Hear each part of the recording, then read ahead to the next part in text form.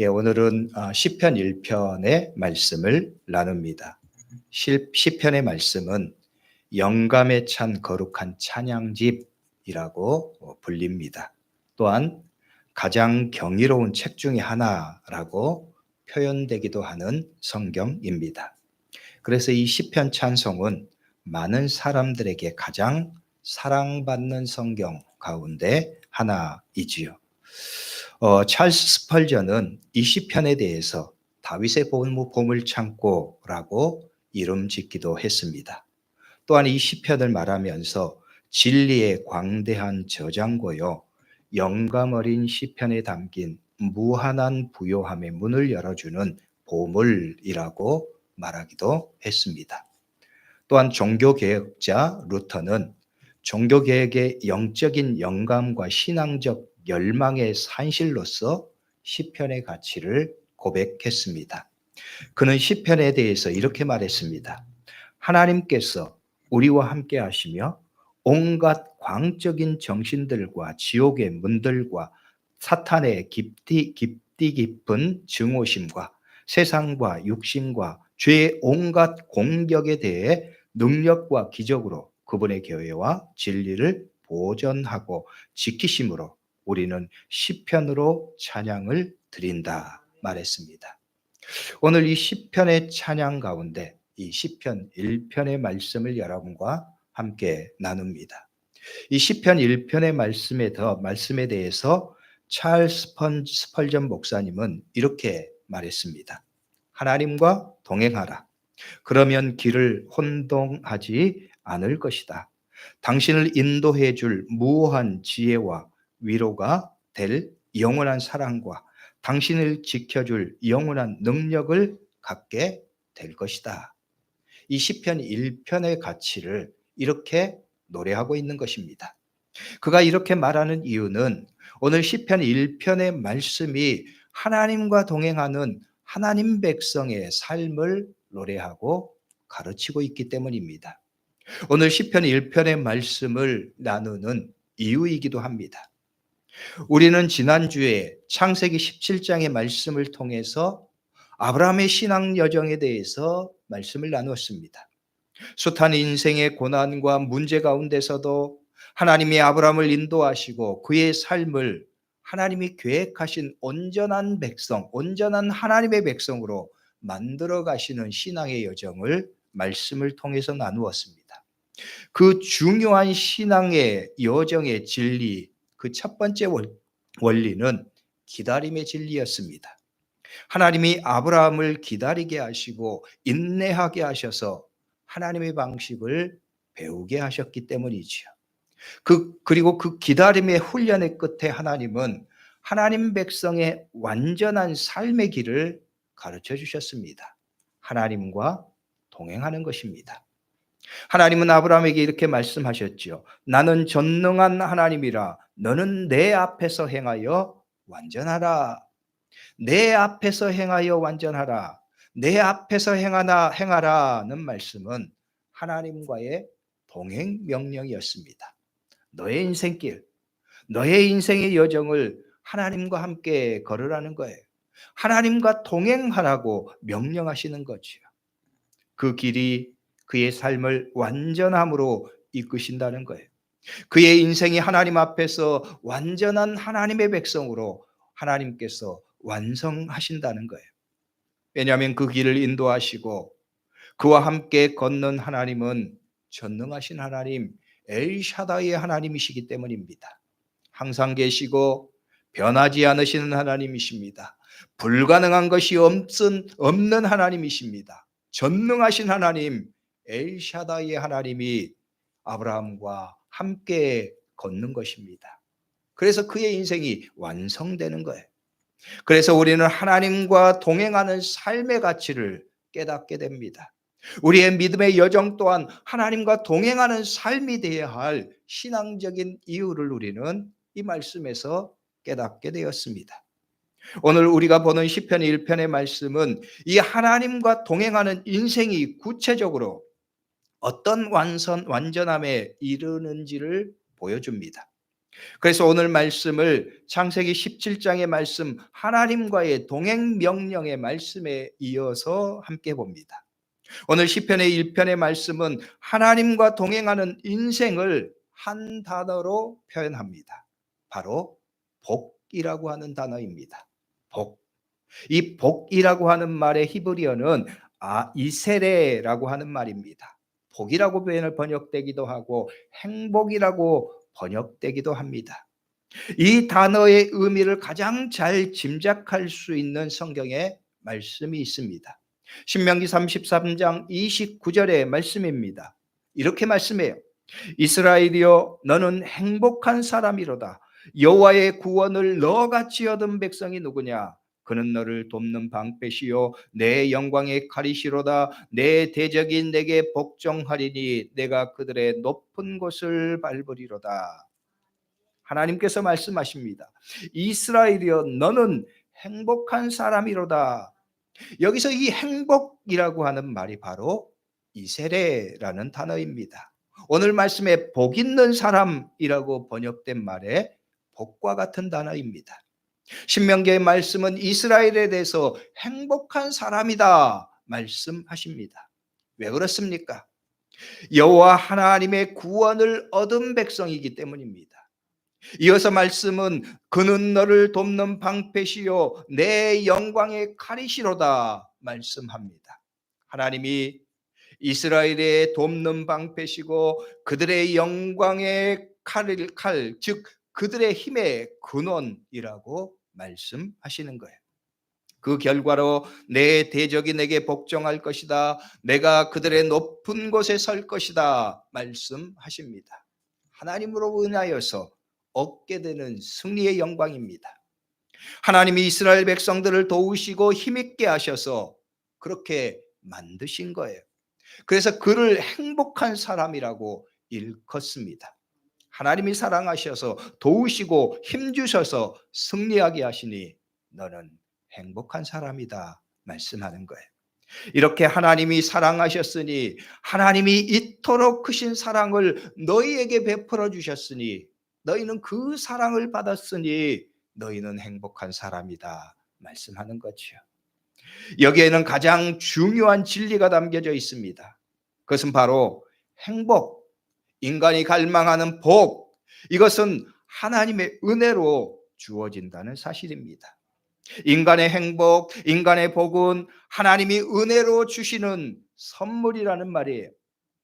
여러분 지난주에 보았던 창세기의 말씀을 생각해 보십시오. 하나님이 아브라함에게 복된 인생이 되게 하셨습니다. 어떻게 그렇게 하셨습니까? 아브라함이 하나님과 동행하며 하나님을 따를 때입니다. 하나님은 그런 아브라함에게 복의 근원이 되게 하셨습니다. 복이 하나님의 은혜로 하나님으로부터 주어지는 것임을 보여주는 거예요.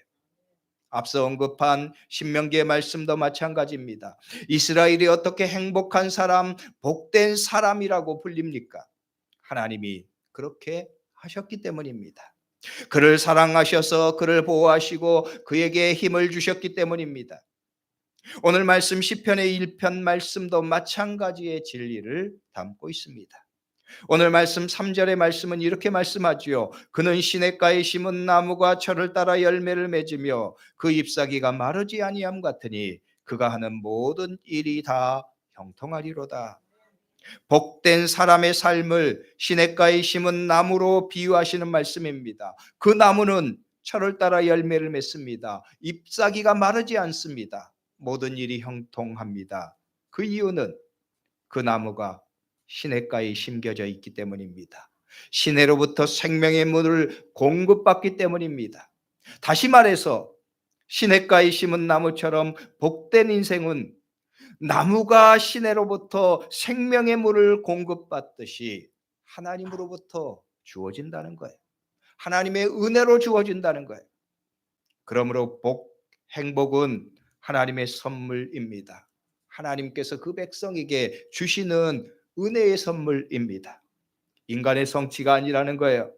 인간이 자신의 힘으로 이루는 것이 아니라는 것입니다. 여러분 생각해 보십시오. 우리 인간은 행복하기 위해서 얼마나 힘씁니까? 얼마나 많은 수고와 노력을 합니까? 행복하기 위해서 돈도 법니다. 행복하기 위해서 건강도 관리합니다. 행복하기 위해서 인생의 숱한 노력을 기울입니다. 그러나 그런 노력은 사실 근본적인 출발이 잘못되었습니다. 왜냐하면 이 행복은 인간이 만들고 성취하는 것이 아니기 때문입니다. 하나님으로부터 주어지는 것이기 때문입니다. 하나님이 인간에게 선물로 주시는 것이기 때문이지요. 그래서 우리가 행복하고자 할 때 우리는 근본적인 접근을 달리해야 합니다. 내가 행복하기 위해서 어떤 노력을 해야 할까? 내가 행복하기 위해서 무슨 인생의 결과를 얻을까? 생각하기에 앞서 그 초점을 바꾸는 것입니다. 바로 하나님께 그 초점을 바꾸는 것입니다. 우리가 행복하고자 할 때 하나님이 원하시는 삶이 무엇인가? 하나님이 어떤 삶을 바라시는가? 우리는 하나님 앞에서 어떤 삶을 살아야 할 것인가? 질문하고 답을 얻는 거예요. 그런 측면에서 오늘 우리가 보는 시편 1편의 말씀은 우리에게 행복의 길을 제시합니다. 복된 인생의 길을 가르쳐 주십니다. 앞서 지난주에 아브라함의 삶을 통해서 보았던 하나님과 동행하는 인생이 그 대전제라면 오늘 시편 1편의 말씀은 그렇게 하나님과 동행하는 인생은 구체적인 삶에서 어떤 모습으로 살아가는가 그 개론이라고 말할 수 있습니다. 그래서 오늘 말씀을 지난 창세기 17장의 말씀에 관한 아브라함에 관한 말씀에 이어서 나누고 있습니다. 그러면 성도 여러분, 우리가 인생에서 행복하고자 할 때, 복된 인생이 되고자 할 때 하나님과 동행하는 자로서 우리는 어떻게 구체적인 삶을 꾸려나가야 할까요? 먼저 오늘 말씀은 우리 인생은 두 가지 것으로 표현됩니다. 높은 길과 낮은 길, 경건한 자의 길과 그렇지 않은 경건하지 않은 자의 길입니다. 그것은 하나님에 대한 태도에서 결정된다는 거예요. 1절부터 3절까지의 말씀은 경건한 자의 길을 우리에게 제시합니다. 경건한 자는 죄에 물든 생각들, 철학과 관습에 따라서 살거나 타락한 사람들과 그 마음을 교류하지 않고 하나님의 말씀에 뿌리를 둔다는 거예요. 그래서 1절의 말씀은 이렇게 말하죠. 복 있는 사람은 악인들의 길을 따르지 아니하며 죄인들의 길에 서지 아니하며 오만한 자들의 자리에 앉지 아니하고, 그렇기 때문에 그 삶은 풍성한 행복의 결실을 맺는다고 말씀합니다. 이어서 말씀은 하나님의 복을 받는 사람이라고 하면 하지 않을 일에 대해서 말씀하십니다. 첫째는 악인의 꾀를 쫓지 않습니다. 악인의 꾀를 따르지 아니하며 세속적인 생각과 인본주의적인 가치를 거부한다는 의미입니다. 세상적인 가치관은 우주를 인간 중심에 놓고 자기 자신의 모든 것이 자기 자신의 기준이 되고 주인 되는 삶입니다. 하나님의 복을 받는 경건한 하나님의 사람은 그런 악한 영향을 분명하게 끊어낸다는 거예요.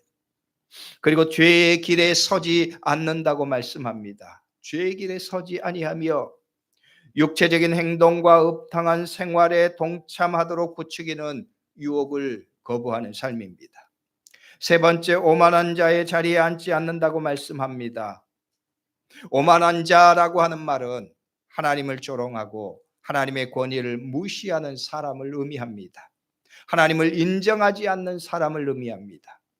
경건한 하나님의 사람, 하나님께 복받는 사람은 그런 사람들과 뜻을 같이 하지 않는다는 거지요. 이어서 긍정적인 삶의 길을 제시합니다. 경건한 자가 마땅히 행하는 삶입니다. 먼저 경건한 사람의 즐거움은 여호와의 율법에 있다고 말씀합니다. 그래서 이렇게 말씀하죠. 오직 여호와의 율법을 즐거워하여 그 율법을 주야로 묵상하는도다. 순전한 삶의 기쁨을 하나님의 말씀에 두는 거예요.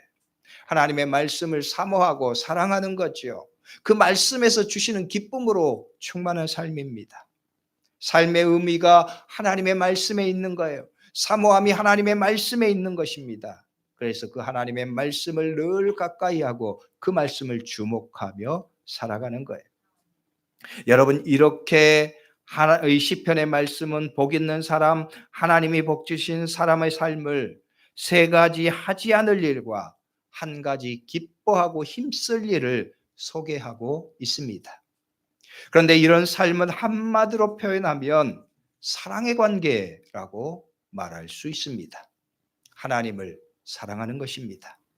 하나님을 사랑하기에 하나님이 기뻐하시는 일을 힘쓰는 것입니다. 하나님을 사랑하기에 하나님이 싫어하시는 일, 하나님이 기뻐하지 않는 일을 하지 않는 것입니다. 여러분, 사람들의 사랑의 관계를 생각해 보십시다. 내가 어떤 사람을 사랑하면 그 사람이 기뻐하는 존재가 되기를 힘씁니다. 사랑하기에 그 사람이 나를 통해서 기쁨을 얻기를 바랍니다. 그래서 그 사람이 기뻐하는 일을 힘씁니다. 반면에 그 사람이 싫어하는 일을 하지 않으려고 노력합니다. 시편의 고백이 그러하다는 거예요. 그가 하나님을 사랑합니다. 자기가 하나님을 사랑함이 자신의 기쁨이라고 여기기를 열망합니다. 그래서 기뻐하는 일을 힘쓰는 거예요. 하나님이 기뻐하시는 일, 하나님이 기뻐하시는 일을 힘쓰고 하나님이 기뻐하시지 않는 일을 하지 않는 거예요.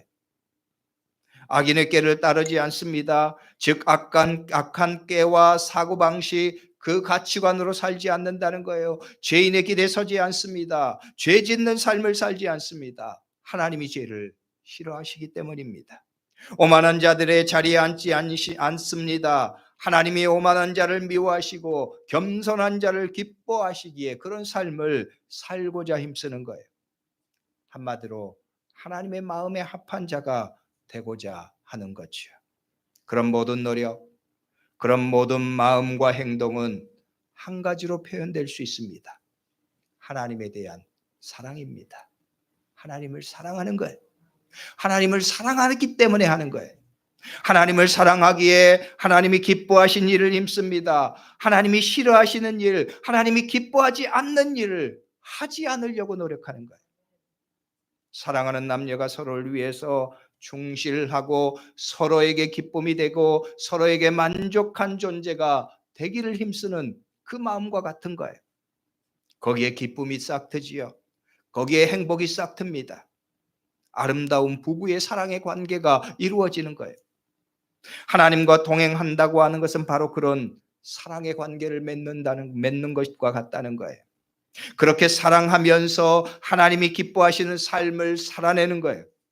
시편 기자는 바로 그런 사랑의 관계를 노래하고 있습니다. 그런 삶을 하나님이 복 주신다 가르쳐 주십니다.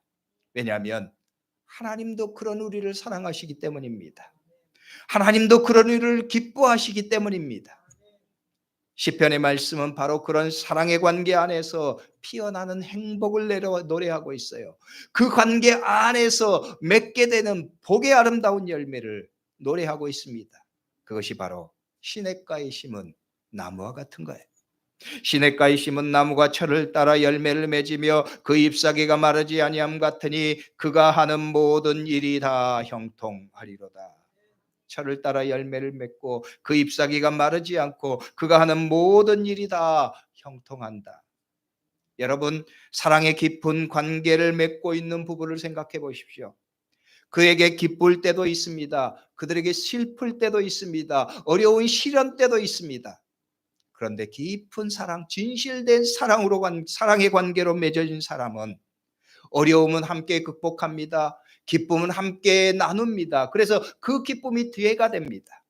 어려울 때에도 사랑을 나누고 힘들고 고통스러울 때도 사랑을 나누면서 사랑의 힘으로 그 모든 것을 극복하고 아름다운 삶의 열매를 맺는 거예요. 행복할 때, 즐거울 때도 행복한 열매를 맺습니다. 슬프고 어려울 때도 서로가 위로가 되고 서로가 힘이 되기에 그 안에서도 행복을 맺는 거예요. 하나님과 우리의 관계가 그러하다는 거예요. 그래서 우리의 삶도 하나님과 그런 아름다운 사랑의 관계를 맺기에 그 삶은 철을 따라 열매를 맺습니다. 가무는 해도 마르지 않습니다. 그의 삶이 행복으로 가득한 거예요. 성도 여러분, 우리는 지난주 말씀을 통해서 아브라함에게 동행의 명령을 하시는 하나님이 어떤 하나님이신가를 말씀을 통해서 보았습니다. 전능하신 하나님이십니다. 엘샤다이의 하나님이십니다. 그분은 모든 것이 가능하신 사랑의 하나님이십니다.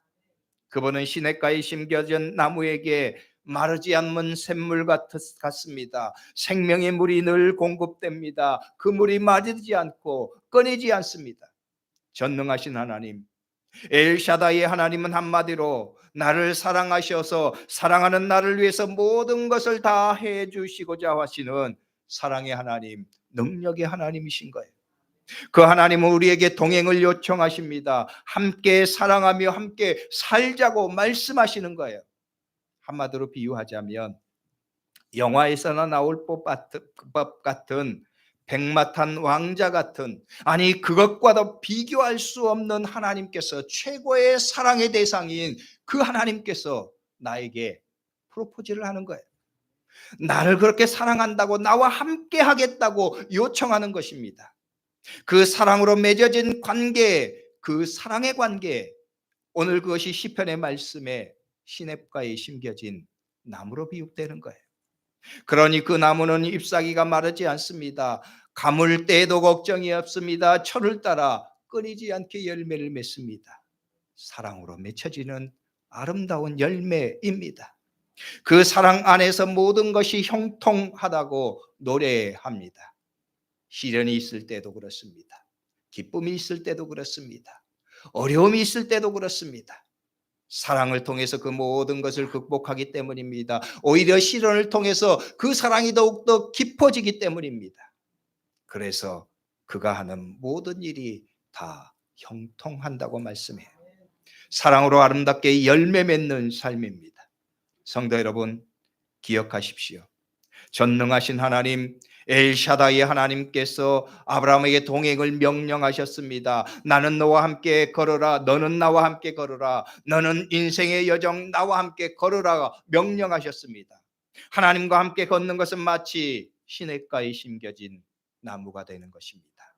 하나님은 그런 인생을 복되다 말씀하십니다. 그런 삶은 하나님을 사랑하는 것입니다. 하나님과의 사랑의 관계를 굳건하게 맺는 것입니다. 내가 하나님을 사랑하기에 나의 마음 하나님 사랑하시는 하나님의 기쁨이 되고자 합니다. 그래서 하나님이 기뻐하시는 일을 힘쓰는 거예요. 하나님이 싫어하시는 일을 하지 않으려고 노력하는 거예요. 그것을 오늘 시편의 말씀이 우리에게 노래하고 있는 거예요. 진실된 사랑은 그 대상이 기뻐하는 일로 가득 채우기를 바라기 때문입니다. 사랑하기 때문입니다. 오늘 시편의 말씀에 복 있는 인생이 바로 그와 같습니다. 하나님이 복 주시는 인생이 그와 같습니다. 하나님과 동행이 그렇습니다. 하나님과 동행하는 인생, 하나님을 따라가는 인생이 그렇습니다. 하나님과 함께 걷는 인생의 아름다운 인생의 모습이 그러한 거예요. 반면에 악인의 삶은 그 사랑의 관계가 깨어진 삶입니다. 사랑이 파탄난 삶입니다. 하나님은 여전히 사랑하시는데 악한 인간이 그 사랑의 관계를 파탄냈습니다. 그래서 시편의 말씀은 그런 악인의 삶은 바람에 나는 겨와 같다고 말씀합니다. 허무한 인생입니다. 파멸로 끝나는 인생입니다. 성도 여러분, 여러분은 하나님을 사랑하십니까? 그 사랑이 진실하십니까? 여러분이 하나님을 향한 그 사랑의 마음이 진실하다면 여러분, 우리는 어떻게 해야 하겠습니까? 사랑하는 하나님이 기뻐하시는 일을 힘써야 하지 않겠습니까? 하나님이 싫어하시는 일을 하지 않도록 노력해야 하지 않겠습니까? 우리를 사랑하신 하나님과 깊은 관계를 맺어야 하지 않겠습니까? 우리의 전능하신 하나님, 나를 사랑하셔서 나를 위해서 모든 것을 하시기를 원하시는 하나님을 위해서 내 사랑의 진심을 담아 나도 하나님이 기뻐하시는 삶, 나도 하나님이 원하시는 삶을 살기를 힘써야 되지 않겠습니까? 그것이 사랑하는 사람의 모습이에요. 여러분, 사랑한다고 하면서 그 사람이 미워하는 일, 싫어하는 일을 반복해서 행하는 것은 그 사랑의 진실이 없는 거예요. 사랑의 진실은 그 사람을 온전하게 사랑하고 그 사람이 기뻐할 삶을 기쁨으로 선택하고 힘쓰는 것입니다. 그 삶의 결과가 최고로 행복한 인생의 결과를 맺어요. 그것이 오늘 시편의 말씀에 복 있는 사람의 모습입니다. 하나님 안에서 행복한 인생이에요. 최고로 행복한 인생. 성도 여러분, 여러분 모든 사람들이 동경하고 원하는 그런 사랑의 대상이 여러분에게 함께 인생 살자고, 함께 사랑하면서 살자고 요청하는 프로포즈입니다. 하나님께서 여러분에게 그렇게 요청하시는 거예요. 너는 나와 함께 살자. 너의 인생 나와 함께 하자. 내가 너를 지킬 것이다. 내가 너를 함께 할 것이다. 내가 너를 인도할 것이다. 내가 너를 깊은 사랑으로 너를 위해서 살 것이다. 그러니 너도 나와 함께 살자는 거예요. 하나님과 사랑의 관계를 맺는 것입니다. 그러므로 여러분은 세상의 그 어떤 존재도 감히 대체할 수 없는 그 사랑의 주인공이 된 것과 같습니다. 여러분, 그 마땅한 사랑의 주인공으로서 우리 또한 하나님 앞에 그런 존재로 살아야 하지 않겠습니까? 하나님이 기뻐하시는 삶을 갈망하면서 그 삶을 힘써야 되지 않겠습니까? 그 인생의 결과가 행복이라는 거예요. 그 인생의 결과가 복이라는 거예요. 그래서 말씀합니다. 이런 사람은 행복한 사람이다. 하나님을 사랑하는 자, 하나님이 사랑하시는 자, 이 사람은 행복한 사람이다. 오늘 그 행복한 사람의 주인공이 여러분이 될 수 있기를 주의 이름으로 축복합니다. 여러분이 하나님을 사랑하면서 우리의 전능하신 하나님께서 나를 사랑하셔서 완성되는 하나님의 아름다운 사랑의 그림, 인생의 그림입니다. 오늘 저와 여러분들이 그런 삶을 결단하고 하나님 앞에서 아름다운 인생, 복된 인생, 행복한 인생 사는 성도들 될 수 있기를 주의 이름으로 축복합니다. 기도하겠습니다. 기도할 때 오늘 말씀을 붙잡고 우리 다 같이 통성으로 함께 기도하죠. 하나님, 나를 사랑하시니 나도 하나님을 사랑합니다. 하나님 안에서 살기를 원합니다. 하나님과의 깊은 사랑